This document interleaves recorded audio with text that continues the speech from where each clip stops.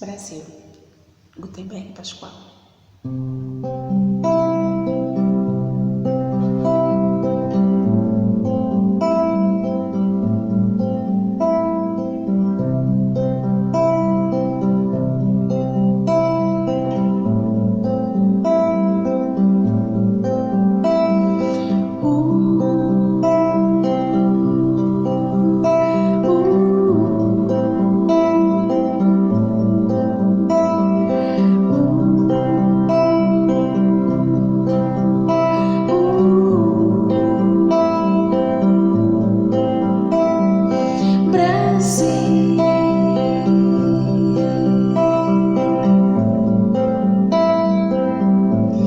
De esperança, de paz, de amor,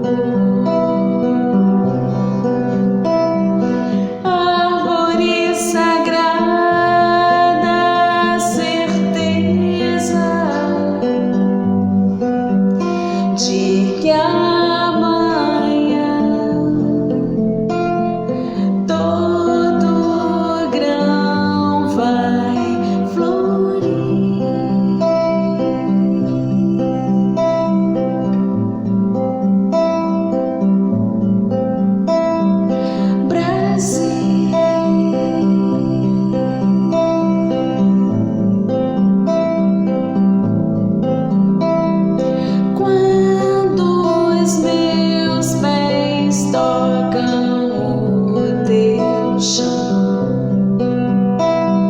sinto uma força e energia de uma terra fértil e forte que norteia meu destino, que me faz sentir menino embalado pela fé no Brasil.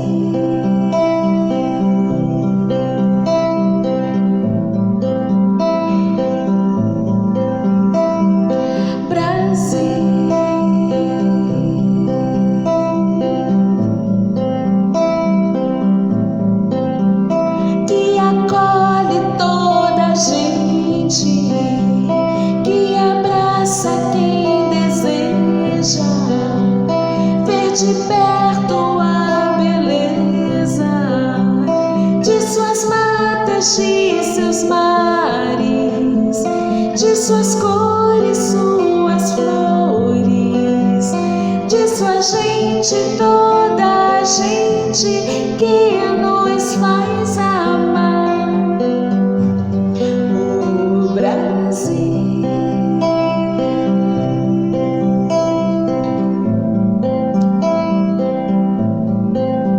Sob as bênçãos de Ismael, ergo os meus olhos ao céu e agradeço porque sou filho do meu amado Brasil.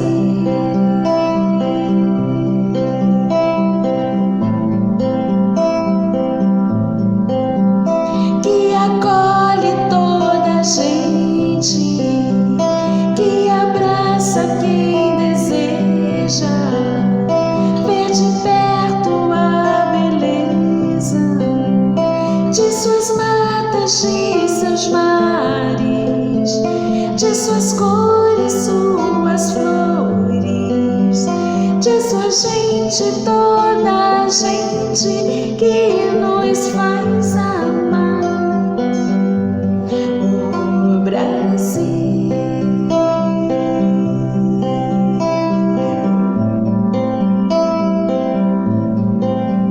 Sob as bênçãos de Ismael, ergo os meus olhos ao céu e agradeço porque sou filho do meu amado Brasil.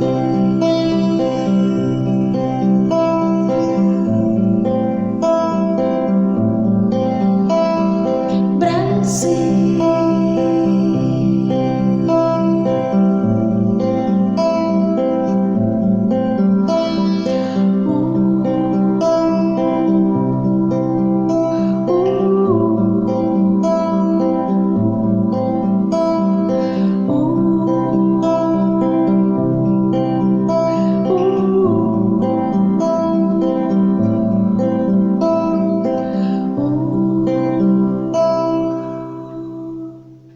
Queridos irmãos, hoje vamos ler uma mensagem do livro Fonte Viva, de Francisco Cândido Xavier, pelo Espírito Emmanuel.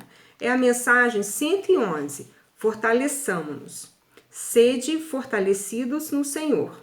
Paulo, Efésios, capítulo 6, versículo 10. Há muita gente que se julga forte, nos recursos financeiros que surgem e fogem, na posse de terras que se transferem de dono, na beleza física que brilha e passa, nos parentes importantes que se transformam, na cultura da inteligência que muitas vezes se engana, na popularidade que conduz à desilusão, no poder político que o tempo desfaz, no oásis de felicidade exclusivista que a tempestade destrói. Sim, há muita gente que supõe vencer hoje para acabar vencida amanhã. Todavia, somente a consciência edificada na fé, pelos deveres bem cumpridos à face das leis eternas, consegue sustentar-se invulnerável sobre o domínio próprio. Somente quem sabe sacrificar-se por amor encontra a incorruptível segurança. Fortaleçamo-nos, pois, no Senhor e sigamos, de alma erguida, para a frente, na execução da tarefa que o Divino Mestre nos confiou. Boa noite a todos. Gostaria primeiramente de agradecer à direção da casa pelo convite para fazer o estudo dessa noite e também parabenizar os coordenadores do Departamento Doutrinário por essa iniciativa, pois de certa forma estamos estreitando a distância entre nós, diminuindo essa distância, mesmo que virtualmente, e isso é muito importante. Bem, o tema do estudo que vamos fazer essa noite é queixas, e eu gostaria de começar a nossa reflexão da noite com um provérbio chinês, que diz o seguinte: lamentar aquilo que não temos é desperdiçar aquilo que possuímos. Esse provérbio, ele se encaixa em todas as situações da vida. Vamos entender ele um pouquinho melhor. Quando nós focamos a nossa atenção apenas naquilo que ainda não conseguimos ou não conquistamos, esquecemos de perceber e valorizar todas as graças que já recebemos, porque a todo momento nós estamos sendo agraciados com inúmeras benesses divinas, mas quando focamos a nossa mente apenas naquilo que ainda não conseguimos, nós esquecemos de ver à nossa volta todas as graças, todas as dádivas que recebemos constantemente e perdemos então o nosso tempo na queixa e esquecendo de algo que é muito, muito importante para a nossa felicidade e a nossa evolução espiritual, que é a gratidão. Mas vamos buscar lá no livro Vinha de Luz, no capítulo 118, um ensinamento muito importante de Emmanuel, que vem nos dizer o seguinte: a queixa nunca resolveu problemas de ordem evolutiva.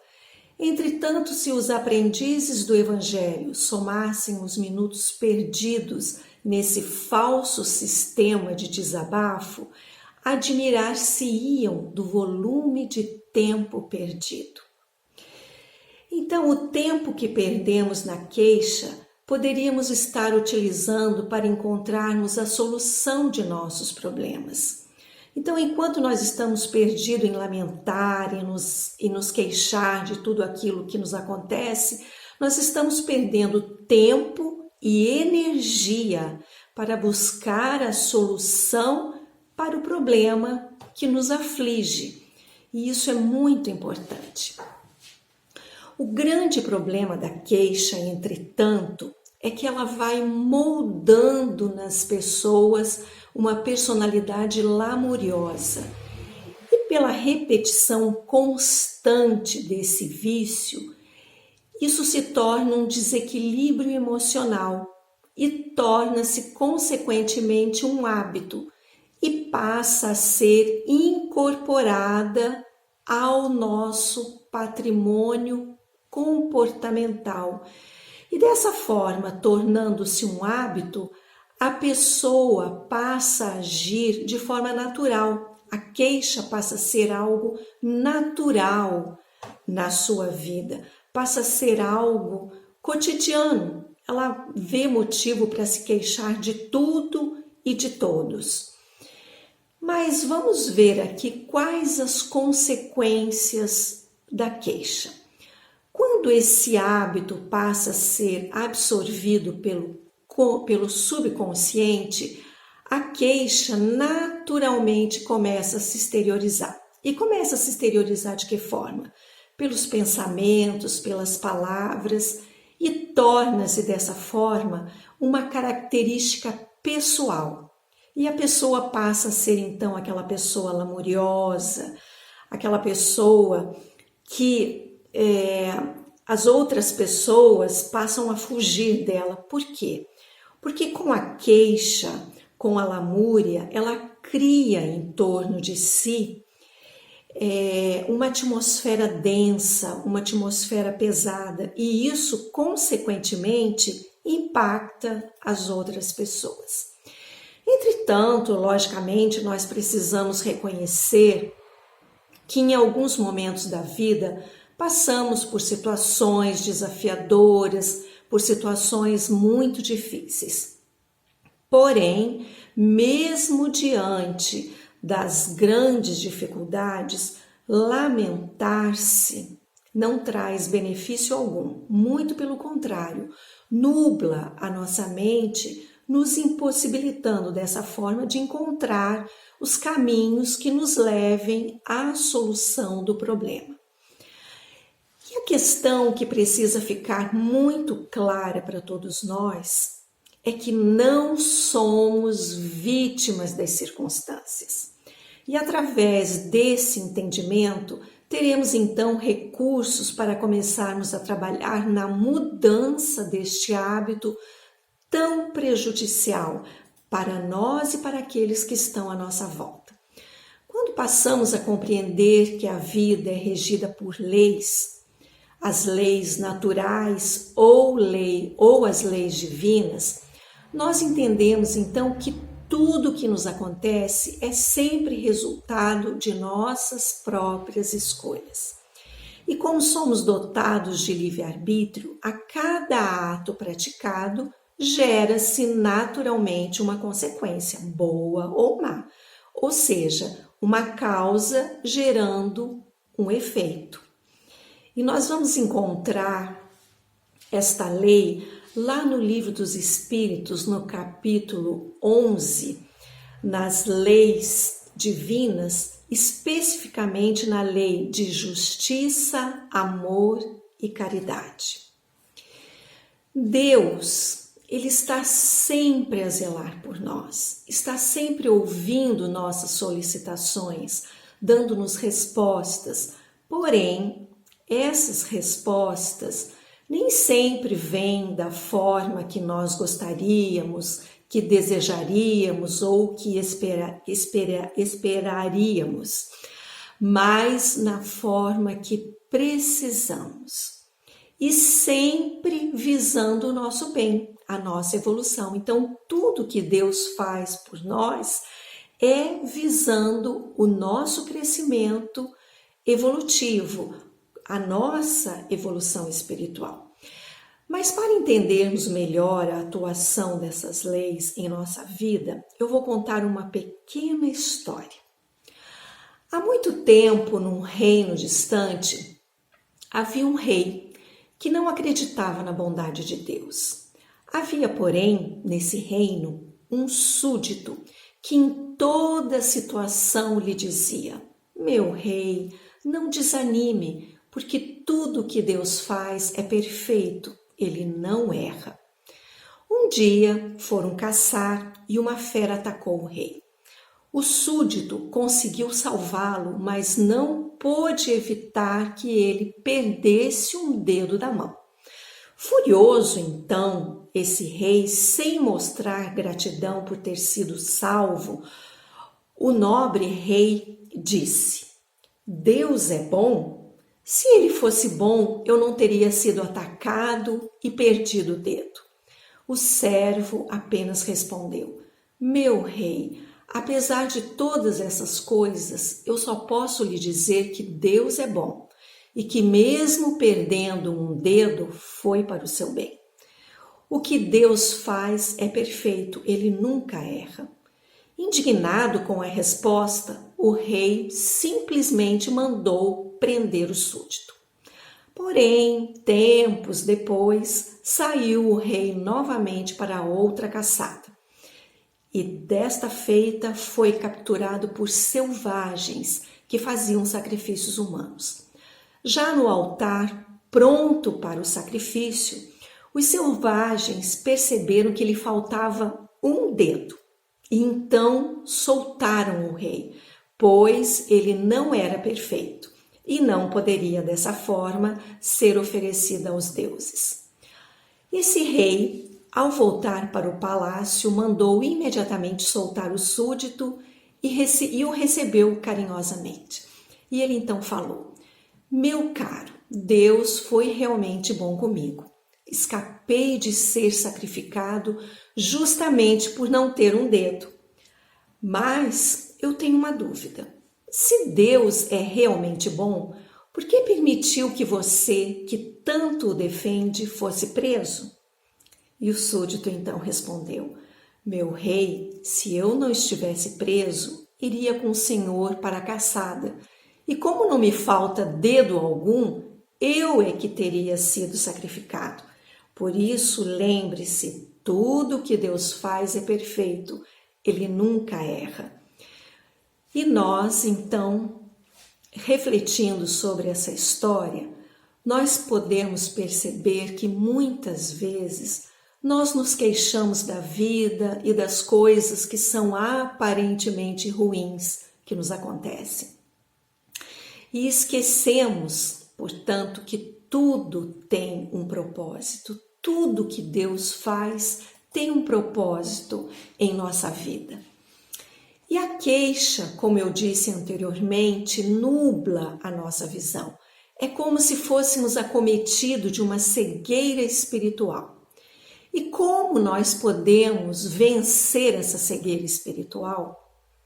Então agora, para entendermos essa questão, nós vamos refletir um pouquinho sobre a passagem de Marcos, que está no capítulo 10, versículo 46 a 52, que trata da cura do cego Bartimeu. Então, para nós entendermos essa passagem, eu vou lê-la, é uma passagem curta, eu vou lê-la na íntegra e nós vamos refletir um pouquinho sobre ela. Jesus e os discípulos chegaram à cidade de Jericó. Quando ele estava saindo da cidade com os discípulos e uma grande multidão, encontrou um cego chamado Bartimeu, filho de Timeu. O cego estava sentado à beira do caminho pedindo esmola. Quando ouviu alguém dizer que era Jesus de Nazaré que estava passando, o cego começou a gritar: Jesus, filho de Davi, tenha piedade de mim.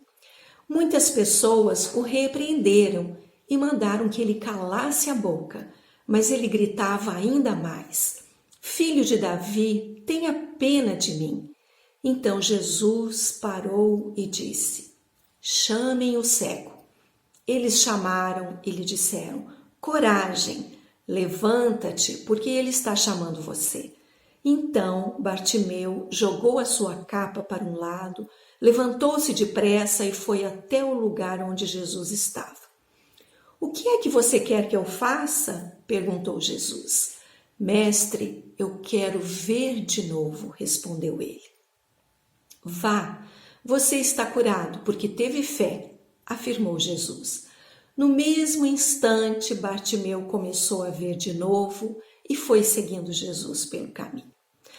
Vamos então agora refletir com mais profundidade sobre esta passagem maravilhosa que nos traz grandes e importantes reflexões, grandes e importantes ensinamentos. Vamos então começar. Jesus estava caminhando por uma estrada onde tinham muitas pessoas doentes, inclusive Bartimeu. Quando Bartimeu percebeu que era Jesus que estava passando por aquela estrada, ele começou a gritar. E quando ele começou a gritar, ele teve uma atitude diferente das outras pessoas que ali estavam. Ele gritou: "Filho de Davi, tem misericórdia de mim." E muitos o repreenderam para que ele se calasse. É importante notar aqui que ali naquele local estavam muitos aleijados, muitos cegos, pessoas com todos os tipos de doenças e desequilíbrios. E é importante também nós entendermos que naquela época era muito comum pessoas com deficiências, porque haviam muitos casamentos entre parentes de primeiro grau, entre primos. Entretanto, em meio a tantos desafortunados, apenas um cego foi curado. Vamos então analisar agora o comportamento emocional de Bartimeu, que lhe tornou dessa forma merecedor dessa cura. Primeira questão muito importante a considerar. Bartimeu era um homem que tinha todos os motivos para desistir da vida e ficar ali sentado na estrada se lamentando. Ele não tinha sequer um nome. Bartimeu não era o seu nome. Em sânscrito, Bar significa filho de. O pai dele, o pai de Bartimeu, era Timeu. Então, ele não tinha sequer uma identidade. Ele era apenas o filho de Timeu. Então, ele tinha todos os motivos para se sentir rejeitado, uma vítima da sociedade e, consequentemente, alguém que não era merecedor de receber aquela graça. No entanto, ele fez Jesus parar no meio do caminho. E por quê? Porque ele tomou uma iniciativa. A mesma iniciativa que fez com que Zaqueu subisse uma árvore para ser visto por Jesus, porque Zaqueu ele era baixinho, então ele subiu naquela árvore para que Jesus, que também estava passando por uma estrada, pudesse ver. Nós vemos então na atitude tanto de Bartimeu como de Zaqueu algo chamado proatividade. E o que vem a ser uma pessoa proativa? É aquela que se compromete a modificar as situações à sua volta de forma responsável. Notem bem o que eu falei, de forma responsável. Então, naquele momento, naquela estrada em que Bartimeu estava, a única coisa que ele podia fazer era gritar. E ele usou desse único recurso que tinha naquele momento. Com isso, ele deixa de ser invisível e ele não se cala quando a multidão manda ele se calar. E para nós vencermos essa cegueira espiritual simbolizada aqui em Bartimeu, é preciso que nós nos disponhamos a dar o primeiro passo, para que em seguida Deus possa então agir. Mas vamos entender melhor essa questão ao refletirmos sobre a brilhante análise de Emmanuel no livro Fonte Viva, capítulo 133, da passagem de Marcos, versículo 8, que trata sobre a multiplicação dos pães feita por Jesus. Conta-nos o evangelista Marcos que os companheiros apresentaram-lhe 7 pãezinhos, dos quais se alimentaram mais de 4.000 pessoas. Indaga então Emmanuel: teria o mestre conseguido tanto se não pudesse contar com recurso algum? A imagem compele-nos a meditar quanto ao imperativo de nossa cooperação para que o celeste benfeitor nos felicite com os seus dons de vida abundante. e segue Emmanuel. Em qualquer terreno de nossas realizações para a vida mais alta, apresentemos a Jesus algumas reduzidas migalhas de esforço próprio e estejamos convictos de que o Senhor fará o resto. Vamos repetir essa frase.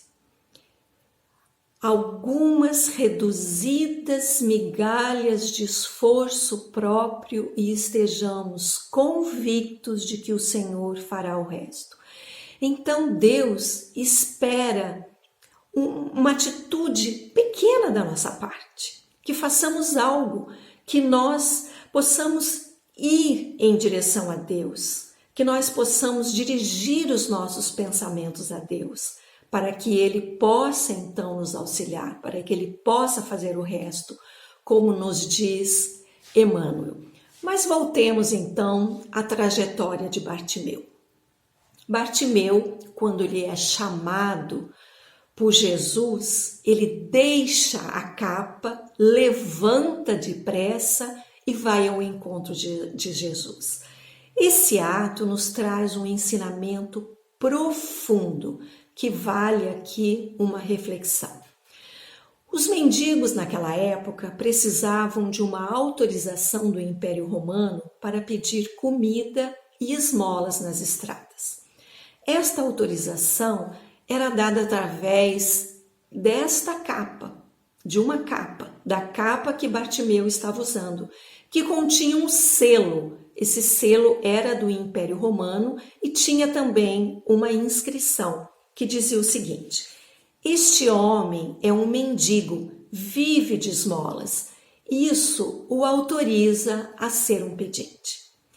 Esta capa, ao mesmo tempo em que era o carimbo da vulnerabilidade de Bartimeu, era também um meio de sobrevivência para ele. Mas nem todos os mendigos tinham essa capa, porque para isso era preciso ser cadastrado e nem todos conseguiam ser cadastrados. Então, quando Jesus chama aquele homem e ele solta a capa, nós podemos imaginar que assim que ele soltou, rapidamente outro mendigo pegou aquela capa. Ela não ficou ali no chão. Simbolicamente, Bartimeu estava deixando para trás um passado de estagnação. Para ele não tinha mais volta.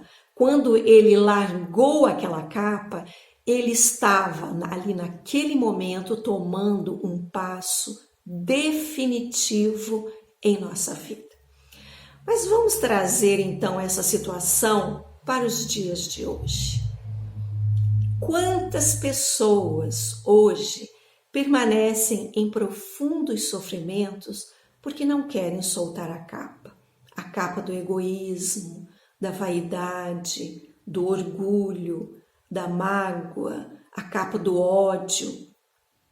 Tudo isso fruto dessa cegueira espiritual.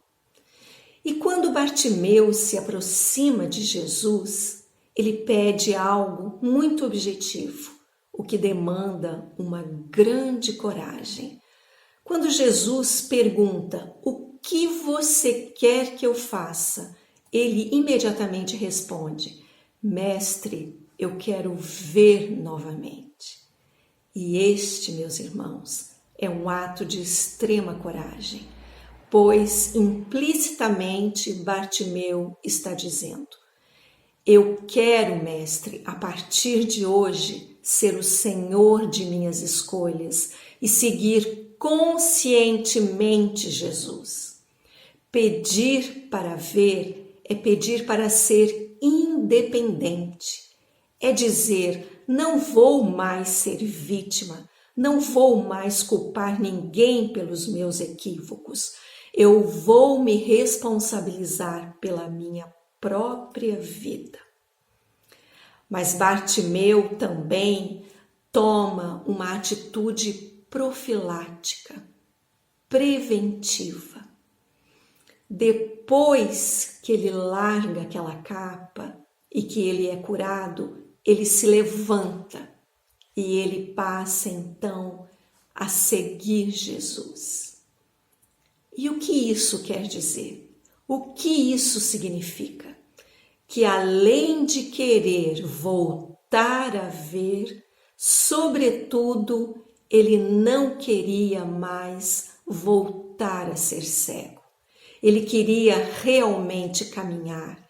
Ele queria realmente começar uma nova trajetória em sua vida.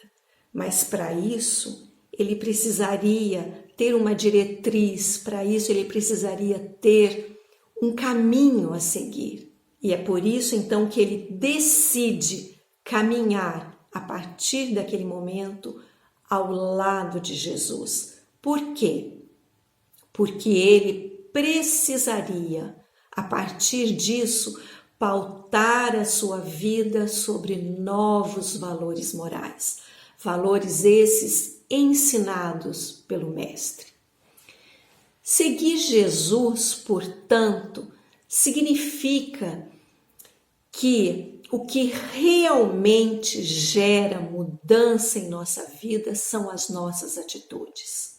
E essas atitudes, elas precisam vir de dentro para fora. É uma mudança de padrão mental, é uma mudança emocional, é algo que tem que acontecer dentro de nós. E essa mudança, ela precisa necessariamente vir acompanhada de uma fé coerente e robusta, para que nós tenhamos a consciência que escrever uma nova história na nossa vida depende de novas atitudes, depende de coragem, de força e, sobretudo, de vontade.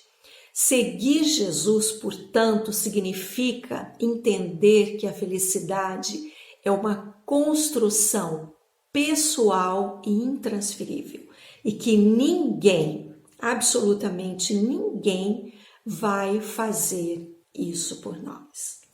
Naquele momento, então, Bartimeu deixou de ser Bartimeu e ele passou a ser o cego que se curou, alguém que venceu as suas próprias limitações pelo esforço próprio. Naquele momento, Bartimeu resgatou a sua própria dignidade. Quantos ensinamentos maravilhosos esta passagem nos traz, não é verdade, meus irmãos? E será que este momento que nós estamos vivendo agora, neste confinamento, será que este momento não está pedindo justamente para que nós venhamos a deixar essa nossa capa do comodismo e essa nossa capa do egoísmo, essa nossa capa do personalismo, e venhamos a enxergar o mundo de uma forma mais ampla, porque esse vírus, ele está mostrando para nós que nós não somos autossuficientes, que nós dependemos necessariamente uns dos outros. Todos nós aqui estamos em nossos lares, ansiosos para que voltem as atividades na casa de Flora, para que possamos então rever os nossos amigos, possamos dar um grande abraço, um abraço carinhoso em todos os nossos companheiros de jornada, de trabalho. Por quê? Porque nós estamos valorizando a amizade, nós estamos valorizando o companheirismo. Nós estamos valorizando o que vem a ser verdadeiramente essa trajetória de vida compartilhada com os amigos, compartilhada com os nossos familiares, porque muitas pessoas não estão conseguindo nem ver os seus próprios familiares. Então eu tenho certeza que passado este momento nós vamos enxergar a vida de uma outra forma. Mas vamos enxergar de uma outra forma por quê? porque estamos passando por essa dificuldade, porque essa dificuldade está abrindo os nossos olhos para novos valores, de uma certa forma tirando a nossa cegueira espiritual. E então, agora chegando ao final do nosso estudo, eu gostaria de encerrar com uma mensagem de Charles Chaplin, que me foi mandada inclusive por uma amiga. E como nada acontece por acaso, eu achei essa mensagem tão bonita e achei que ela ficaria muito bem, que ela se enquadraria muito bem no estudo desta noite. Então essa mensagem diz o seguinte: nada é para sempre neste mundo, nem mesmo os nossos problemas. O dia mais desperdiçado na vida é o dia em que não sorrimos. Se você ver a lua, verá a beleza de Deus. Se você ver o sol, verá o poder de Deus. Se você ver o espelho, verá a melhor criação de Deus. Então acredite nele e desfrute desta linda viagem chamada vida. Que possamos todos nós, então, meus irmãos, desfrutar desta linda viagem chamada vida com amor, com dedicação, com companheirismo, com amizade e principalmente com profunda gratidão, porque a gratidão ela irá tirar de nós essa questão da queixa, porque aprenderemos então a valorizar a todos os momentos que Deus nos proporciona, porque Ele está do nosso lado a todo momento, mas precisamos abrir os nossos canais, precisamos abrir a nossa percepção para percebermos essas benesses, para percebermos este amor incondicional de Deus para conosco. Mas somente através da gratidão é que nós perceberemos todas essas bênçãos continuamente, constantemente sendo direcionadas a todos nós. Então, mais uma vez, eu quero agradecer essa oportunidade e deixar a todos o meu abraço fraterno, carinhoso, cheio de saudade, e tenho certeza que esses momentos logo passarão e logo estaremos todos nós juntos novamente para prosseguirmos nessa trilha bendita de trabalho, de esclarecimento, de conhecimento e principalmente de muito amor. Uma boa noite para todos e fiquem com Deus.